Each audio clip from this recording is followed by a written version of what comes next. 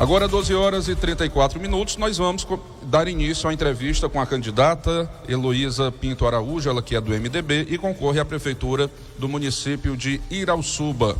Bom, antes disso, nós vamos relembrar aqui as regras que nós estabelecemos para todos os candidatos. Eles terão 2 blocos, até 35 minutos, 2 blocos divididos em 17 minutos, com um último minuto de tolerância ao final do segundo bloco.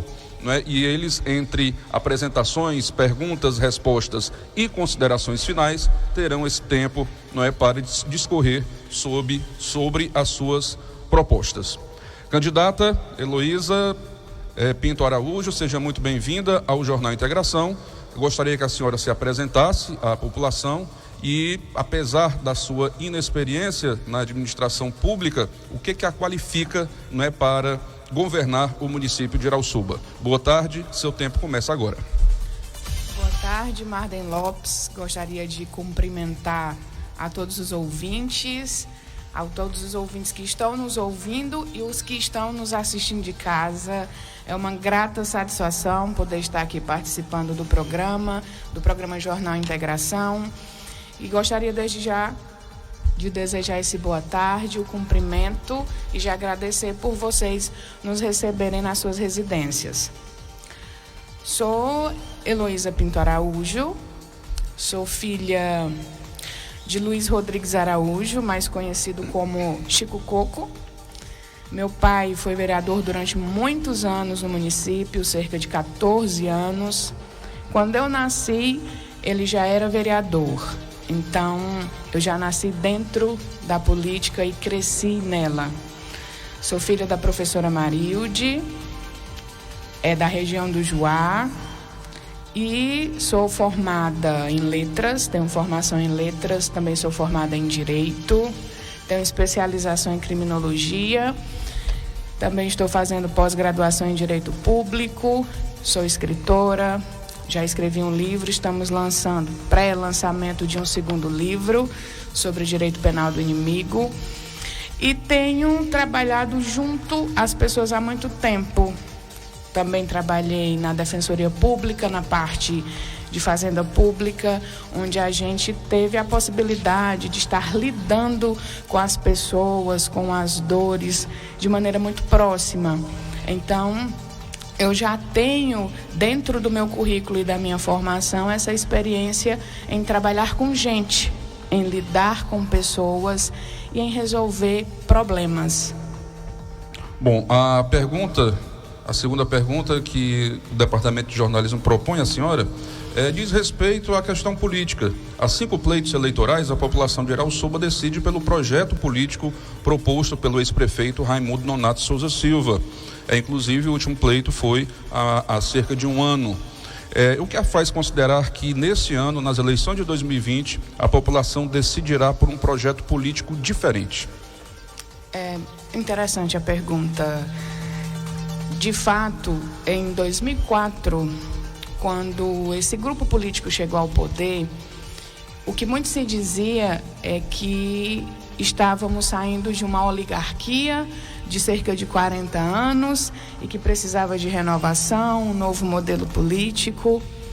E esse grupo chegou ao poder, já está no poder há 16 anos, e aí, olhe só como a história caminha em ciclos. Hoje é um governo que aí está e que procura se perpetuar no poder da mesma maneira. Tanto que nós não podemos negar que muitos avanços ocorreram, que foi um governo que muito fez, por Irauçuba também, mas que infelizmente se perdeu no tempo. Abriu portas que deveria deixar fechadas. E é por isso que hoje, quando você se refere ao ano passado, nós tivemos uma eleição suplementar, exatamente porque o líder desse grupo foi cassado pela Justiça Eleitoral por conta de corrupção eleitoral, compra de voto.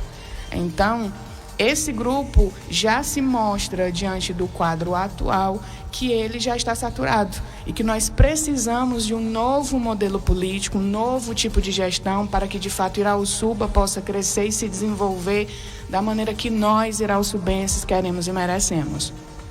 O próximo ponto diz respeito a um assunto importantíssimo: geração de emprego e renda. Candidata, no seu plano de governo, a senhora promete incentivar o primeiro emprego e atrair novos empreendimentos para Irauçuba. Qual seria o diferencial dessa política, né, de atração de novas empresas, indústrias, em um eventual governo seu? Estão me ouvindo? Sim, sim. Bom, com relação à geração de emprego e renda, hoje, você, irauçubense que nos assiste, sabe que um dos nossos grandes problemas é, de fato, a geração de emprego e renda. O nosso município ele não consegue criar os empregos necessários para atender a toda a população. Também dizer que iríamos dar 100% de emprego a todo mundo, nós estaríamos mentindo. Mas Irauçuba precisa gerar esses empregos. Com a atração de indústrias que possam gerar esses empregos, claro que sim. É muito importante que as fábricas possam vir ao município e estar nos ajudando nessa questão do emprego. Mas nem só de fábrica vive o município. Esses empregos precisam ser gerados, mas nós temos que abrir o leque. Nós temos que criar esses empregos de outras maneiras. Que outras formas seriam essas? Nós temos que valorizar um setor que é muito importante no nosso município e que vem sendo desvalorizado ao longo dos anos, que são os nossos comerciantes, os micro e pequenos empresários locais. Eles também ajudam muito a nossa economia, criam empregos e também fomentam o mercado local. Esse empresário também precisa de ajuda. Você, empresário que me ouve, qual a política pública municipal que existe para você hoje no município de Irauçuba? Nós, no nosso plano de governo, nós temos políticas para ajudá-lo também. Nós vamos criar, dentro da Secretaria de Desenvolvimento Econômico, o departamento de gestão de empreendedorismo e associativismo. Lá, vocês terão apoio jurídico, apoio contábil, inclusive apoio de projetos, para que a gente possa estar desenvolvendo o comércio local. De que maneira? Com cursos, com capacitações, principalmente junto ao SEBRAE, que hoje no Brasil é a referência em empreendedorismo. Também facilitando para vocês, nós vamos criar parcerias e convênios com bancos públicos para que a gente possa estar disponibilizando microcrédito para quem quer iniciar o seu negócio, para quem quer ampliar, expandir, aumentar o seu estoque. A intenção é sempre ajudar. E tenho certeza que vocês no nosso governo terão uma mão amiga da prefeita para estar ajudando nesse processo, inclusive no que se refere, por exemplo, à questão das licitações. Licitações de até R$80 mil. A prioridade é que seja feita para micro e pequenos empresários locais, que essas micro e pequenas empresas sejam privilegiadas no momento dessas licitações, para que o comerciante local seja beneficiado e nós possamos estar aquecendo a economia municipal com a ajuda de vocês. A gente também precisa bater muito na tecla do empreendedorismo, principalmente em relação aos nossos jovens. Eu tenho conversado com a juventude e ela também acha importante a questão das fábricas, mas a grande maioria deles quer trabalhar de maneira diferente, quer ter seu próprio negócio, quer ter a possibilidade de crescer, porque é um empreendedor que quanto mais trabalha, mais ele cresce, mais o seu negócio desenvolve, mais dinheiro ele ganha. Então nós temos que facilitar isso com as capacitações, com o incentivo, e tenham certeza que vocês também no nosso governo estão contemplados dentro dessas políticas públicas. O assunto agora é segurança hídrica. Irauçuba sofre historicamente com desabastecimento de água, muito embora investimentos tenham sido feitos nos últimos anos. No entanto, a extensão territorial do município e o clima semiárido impõem ainda muitos desafios nessa área. Quais seriam suas propostas para garantir a segurança hídrica de toda a população de Irauçuba?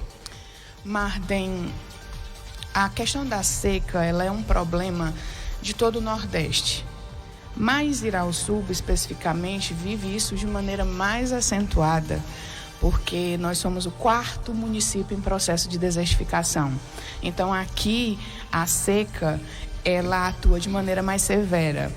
Eu tenho andado por todo esse município, visitado as comunidades, desde as mais distantes, Lolaia, Santos Reis, Boa Vista do Gabriel, Mandacaru, Passarim, e lá a gente consegue perceber o quanto o descaso, o quanto a necessidade e a sede estão presentes. A gente precisa trabalhar nessa questão com muito carinho também. E como nós vamos fazer para garantir essa segurança hídrica tão necessária?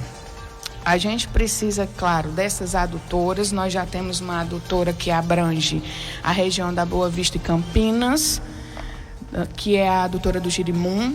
Nós também temos uma adutora que está em fase de implementação, que já fica na região do Mici e chega até a sede.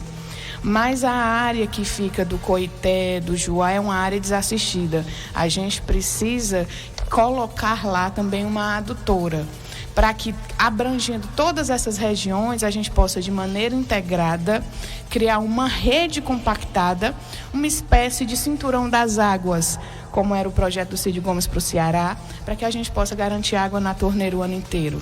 Mas também não é só a adutora. A gente também precisa trabalhar na questão dos reservatórios hídricos, que são açudes, que são cacimbões, que são barragens, poços profundos também, tanto na sede, mas principalmente nos distritos e localidades. E na construção desses poços profundos, a gente não pode pensar apenas na perfuração do poço. A gente tem que pensar na questão da água estar sendo utilizável, ela ser propícia para o consumo. Como o nosso solo de Irauçuba, ele é muito rochoso, quando esse poço é perfurado, invariavelmente essa água é muito salobra. Então, juntamente com o poço profundo, a gente tem também que construir dessalinizadores para tornar essa água consumível. E nós vamos fazer, temos esses projetos para fazer, para garantir essa segurança, para garantir que você tenha água, porque a água é vida, água também é saúde. O próximo tema é educação. Em relação à educação, quais suas propostas, sobretudo para avançar na qualidade da educação, não é que se dá às crianças e jovens de Irauçuba? A nossa educação, ela precisa, além de ser uma educação de qualidade, ela também precisa ser uma educação que possa se estender a todo o território do município. A gente pensa, poxa, como assim uma educação que se estenda a todo o território? Mas a educação não já engloba todo o município? A nossa missão do nosso governo é principalmente trabalhar a educação, porque é através da educação que nós formamos os nossos cidadãos, é através da educação que nós formamos profissionais que depois vão ajudar. E nós pretendemos criar escolas, abrir escolas, porque um governo que se compromete com a educação, ele não fecha escolas, ele abre escola, porque a escola não é prejuízo, escola é investimento. Infelizmente, no nosso município, muitas escolas têm sido fechadas. E a justificativa para isso é que essas escolas foram fechadas porque estavam pelo número reduzido de alunos e porque estavam dando prejuízos. Eu vou utilizar 2 exemplos práticos que você, irauçubense, conhece muito bem. Na comunidade do Buqueirão, a escola de lá foi fechada. A justificativa é que eram salas seriadas e com um número reduzido de alunos. Então, esses alunos teriam que ser deslocados para outra localidade para que eles pudessem ter uma melhor educação. Então, esses alunos, crianças, tiveram que sair do Buqueirão e se deslocar hoje até a localidade de São José. E pasmem vocês, amigos, eleitores, cidadãos irauçubenses, que essas crianças hoje estão no São José. E nós temos 3 séries dentro de uma mesma sala com uma professora. Então, o ensino continua sendo seriado. qual foi a melhora? Qual foi a qualidade do ensino que foi garantida? Nenhuma. Apenas o deslocamento desses alunos para o São José, os pais apreensivos, muitos inclusive nem querem, não deixam o filho ir, porque são crianças, têm medo, têm receio. Outro grande exemplo que nós temos é no Bueno. Na comunidade do Bueno, a escola de lá também foi fechada pela mesma justificativa, prejuízo. Disseram que era o prejuízo em torno de R$150 mil ao mês a escola do Bueno. Assim eu fui informada pelos moradores nas visitas que nós fizemos. Então fecharam a escola do Bueno porque ela dava prejuízo. No entanto, a prefeitura de outro município hoje disponibiliza educação no Bueno, a comunidade disponibilizou o local e eles disponibilizam a educação. Então vejam vocês, para Irauçuba, educação, escola é prejuízo, mas no nosso governo, educação será investimento. Essas escolas serão reabertas e nós vamos garantir que os alunos tenham comodidade e principalmente educação de qualidade.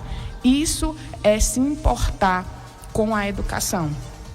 Nós também vamos, dentro dessa área de educação ainda, Marden, a nossa proposta é ainda adquirir mais ônibus para garantir o transporte com qualidade necessária e com a comodidade.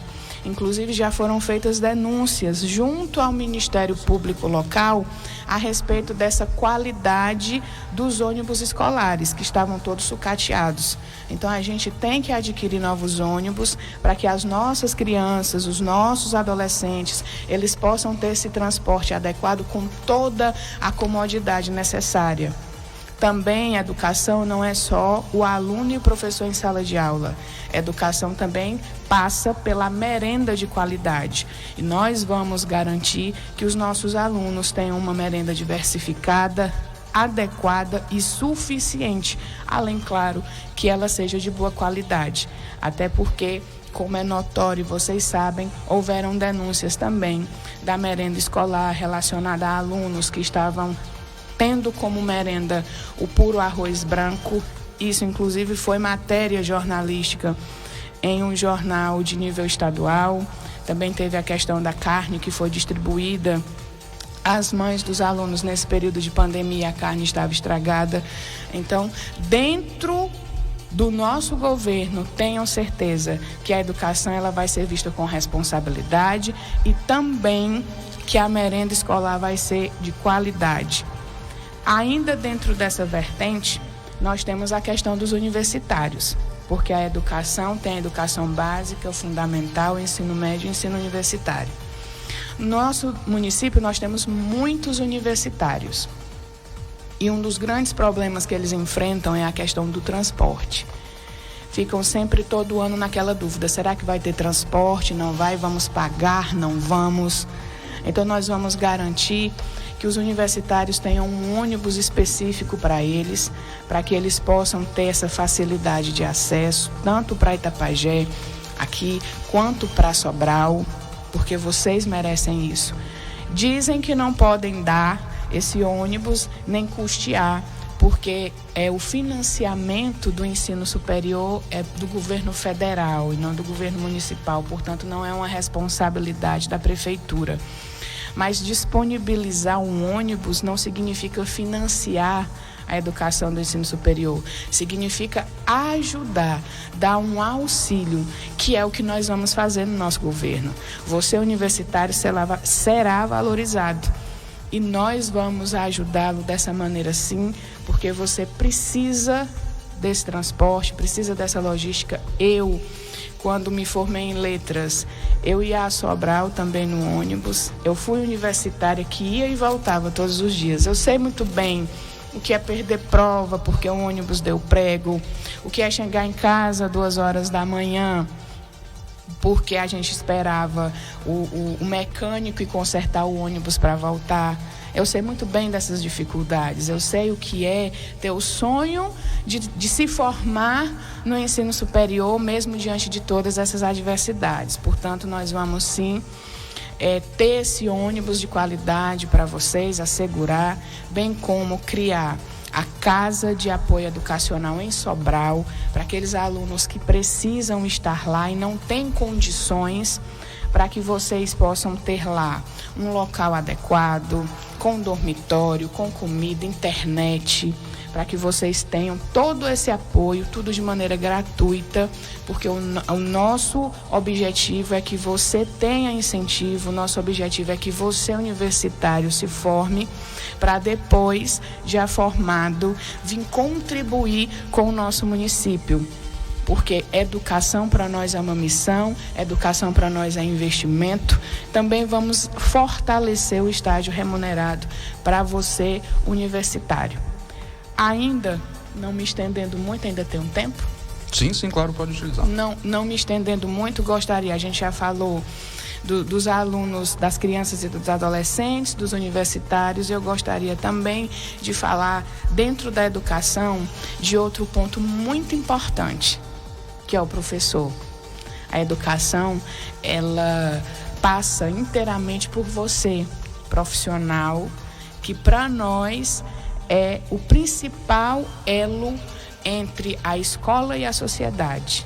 Eu também sou professora de formação e eu sei que escolher a profissão de ser professor é de fato uma missão, é uma vocação, porque o professor ele trabalha muito mais fora que dentro da sala de aula. É alguém que se esforça tanto, que forma pessoas para a vida. Você deve ter toda essa valorização necessária. Infelizmente, hoje no nosso município, os professores, os servidores públicos em geral, mas como nós estamos falando de educação, eu vou me voltar aos professores. Você, professor, que tem sido tão negligenciado nos últimos tempos, que o seu direito tem sido tolhido, que você não recebe o que deveria, saiba que no nosso governo você será valorizado, você será lembrado e, acima de tudo, reconhecido pelo seu trabalho. Nós vamos promover a premiação anual dos professores e dos servidores das escolas que tiverem maior rendimento nas avaliações internas e externas. Nós também vamos fazer parcerias com universidades públicas para que você possa ter a sua especialização e o seu mestrado garantido, porque isso significa ascensão funcional no PCCS, mas também significa ter profissionais mais formados e gabaritados para estar trabalhando conosco no município de Irauçuba. Mais ou menos isso, para não me estender muito. Vamos lá. A candidata usou 24 minutos nesse primeiro bloco. Nós teremos agora um rápido intervalo e teremos outros 11 minutos, né, para que fechemos os 35 minutos, em que ela responderá sobre outras questões como saúde, também infraestrutura. Vamos dar prosseguimento à entrevista com a candidata Heloísa Pinto Araújo, ela que é do MDB e concorre à prefeitura do município de Irauçuba. Candidata, o tema agora é saúde. A senhora promete o retorno da gestão hospitalar ao setor público, pois a administração municipal teria condições de prestar um serviço público eficiente, organizado e humanizado diretamente. A senhora considera que o modelo de gestão hospitalar adotado em Irauçuba não deu certo? Marden, uma decisão como essa, em que você vai afetar a vida de toda uma cidade, uma população de mais de 26 mil habitantes, não deve ser uma decisão a ser tomada no gabinete, através de uma única pessoa. Isso deveria ter sido feito através de uma consulta à população. Então, no nosso ver, a escolha por colocar uma terceirizada para administrar o hospital, a escolha em si já foi feita de maneira inadequada, porque nós deveríamos ter tido audiências públicas, a população deveria ter tido a oportunidade de se manifestar e dizer se queria ou não essa saída da administração pública para essa administração da terceirizada. Um governo democrático, um governo que se preocupa com as pessoas e que lida com o público, ele deve primar por essa consulta, o que não foi feito. Então já inicia daí. Outro ponto que deve ser levado em consideração nessa contratação é a questão de que a empresa que foi escolhida para fazer isso, ela já é uma empresa que está enrolada com a justiça. Ela já é processada em mais de 3 municípios por conta de irregularidades exatamente nas administrações hospitalares que fizeram. Então, tanto a escolha por uma terceirizada quanto a própria empresa, elas já foram feitas de maneiras não tão transparentes. E nós acreditamos que sim, que o hospital ele pode ser administrado pelo poder público como era feito antigamente, porque nós temos profissionais, nós temos pessoas competentes para fazer isso. E a questão foi os gastos, a eficiência. Vamos terceirizar porque isso vai dar maior eficiência. Hoje, o dinheiro que é gasto mensalmente nessa administração é um dinheiro muito inferior ao que era na época em que era administrado pelo poder público. Então, com certeza, nós vamos fazer essa consulta à população. Já é notório que as pessoas não querem, porque a gente consegue perceber isso através das reclamações, das redes sociais, mas nós vamos adotar os trâmites legais para poder fazer essa alteração, que eu tenho certeza que você, eleitor irauçubense, quer muito que isso aconteça. Ainda na área de saúde, algumas outras propostas que nós temos, por exemplo, uma grande dificuldade que nós encontramos hoje a respeito dos nossos doentes é a questão do deslocamento que eles fazem, seja a Sobral, mas principalmente a Fortaleza. Eles saem 4 horas da manhã e muitas vezes chegam às 10 da noite, passam o dia em Fortaleza. E nós temos determinados pacientes que têm uma maior vulnerabilidade, onde a sua imunidade é mais baixa, como são aqueles pacientes em tratamento oncológico, câncer, que são aqueles que fazem hemodiálise e aqueles que têm doenças mais severas. Esses pacientes, eles vão junto com essas pessoas normais nesse carro que é disponibilizado. A gente precisa tratar essas pessoas de maneira mais adequada. É tratar os iguais de maneira igual e os desiguais na medida de suas desigualdades. Então, dessa maneira, nós vamos disponibilizar no nosso governo um transporte adequado, bem como vamos criar a Casa da Amizade, que vai ser feita tanto em Sobral quanto em Fortaleza, para que esses pacientes que vão fazer exames, que estão fazendo tratamento, para que eles tenham lá um local adequado, um local onde eles possam ficar, onde eles tenham comida, onde eles tenham comodidade, possam ficar esperando, tanto eles quanto o seu acompanhante, possam ter toda essa estrutura para que possam esperar essas longas horas que eles ficam hoje na rua, ao léu e sem nenhum amparo. Então vocês terão isso para vocês tudo de maneira gratuita. Também vamos disponibilizar para as nossas ACS uma promessa muito antiga, que é a motocicleta para facilitar o deslocamento de vocês. Os agentes de endemia já obtiveram essa vantagem e vocês, ACS, não. Nós vamos garantir que vocês também tenham essas motocicletas para facilitar o seu deslocamento. Também vamos reestruturar e ampliar o serviço de fisioterapia na sede e vamos estendê-lo para os distritos. Porque a gente tem que ver que Irauçuba não é só sede. Irauçuba também é distrito, Irauçuba também é localidade. E o crescimento, o desenvolvimento, o serviço público e as melhorias também têm que chegar até vocês. No nosso governo, vocês também serão assistidos, serão lembrados e muito mais que isso, serão ouvidos.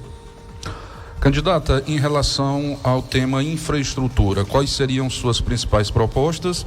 E considerando que 2021 deve ser um ano bem difícil do ponto de vista econômico, o que a senhora propõe para essa área, para a população de Irauçuba? De fato, Marden, essa pandemia, ela acabou que diminuiu muito o orçamento para o próximo ano. Mas eu acho interessante ressaltar um aspecto que você, eleitor, deve levar em consideração. Hoje, no nosso município, nós temos 2 Irauçubas. Nós temos a Irauçuba real, que é essa Irauçuba que nós vivemos, que é essa onde nós estamos discutindo esse plano, onde nós estamos falando dos problemas, propondo soluções. E nós temos uma outra Irauçuba. Nós temos a Irauçuba das redes sociais, a Irauçuba da foto, a Irauçuba do papel. Lá tudo é perfeito, tudo é bonito, tudo funciona. Só que nós não vivemos na Irauçuba das redes sociais, nós vivemos na Irauçuba real. E é para essa Irauçuba real que nós vamos governar. Quando a gente fala no aspecto da infraestrutura, quais são os nossos projetos para a infraestrutura, eu vou fazer um comparativo dessas 2 Irauçubas. Vou perguntar para você, eleitor, principalmente os jovens, nossos jovens, pais e mães de família. Vocês sabiam que Irauçuba tem um centro cultural? Centro Cultural Tia Simá, que fica próximo, tem um grupão, as fábricas, depois uma academia mais recuada, do lado da academia tem esse centro cultural. Você sabia que esse centro existe? Você já foi lá? Participou de algum evento que lá ocorreu? Pois é, esse centro existe há muito tempo, mas ele praticamente não funciona. Quer outro exemplo? Você sabia que em Irauçuba existe um centro de capacitação? Centro de Capacitação Padre Pontes, que fica na rua 7 de Setembro, próximo à Igreja Assembleia de Deus Templo Central. Você sabia que esse centro existe? Ele está inutilizado, pelo menos no aspecto de capacitação e formação, há muitos anos. Essa é a Irauçuba do papel, porque esses empreendimentos, eles existem, mas eles não funcionam. Mas nós, na Irauçuba Real, nós vamos revitalizar esse centro cultural, nós vamos criar uma concha acústica para que a gente possa ter peças de teatro, vamos pegar muito pesado na questão da cultura, porque a gente precisa que os nossos jovens, eles se desenvolvam, seja no aspecto da cultura, da dança, da arte, valorizando a nossa potencialidade local. Nós também vamos revitalizar esse centro de capacitação, porque nós precisamos que os nossos jovens, pais e mães de família, principalmente as mães solteiras, que vocês tenham onde a senhora tem mais 2 minutos. Ok, onde vocês possam ter formação profissional adequada. Nós também vamos trabalhar muito na questão da infraestrutura, as nossas estradas, que é outra grande reclamação que nós temos e que nós podemos, nessas visitas, experienciar na pele, que é a dificuldade do acesso. Muitas vezes a gente tem que parar o carro e ir a pé para chegar até você, porque as nossas estradas vicinais estão em péssimas condições. E a prefeitura, ela tem um maquinário para fazer isso. Por que não faz?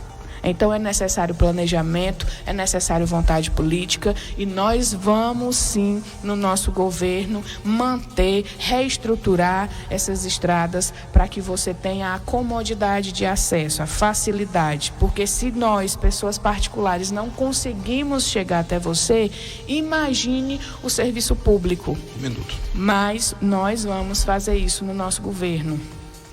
Outra coisa que a gente vai trabalhar muito também, e é uma inovação tecnológica, é a questão da implementação de energia solar nos nossos prédios públicos, como uma forma de garantir mais eficiência, redução de gastos, que é o mais importante. Afinal de contas, nós temos o que é mais importante, que é o sol o ano inteiro, que nós possamos aproveitar essa tecnologia a nosso favor e reduzir os custos e garantir qualidade. Nós vamos fazer isso nos prédios públicos inicialmente e depois levar isso para os particulares, porque a gente quer que você tenha qualidade de vida e, principalmente, que você gaste menos. Economia.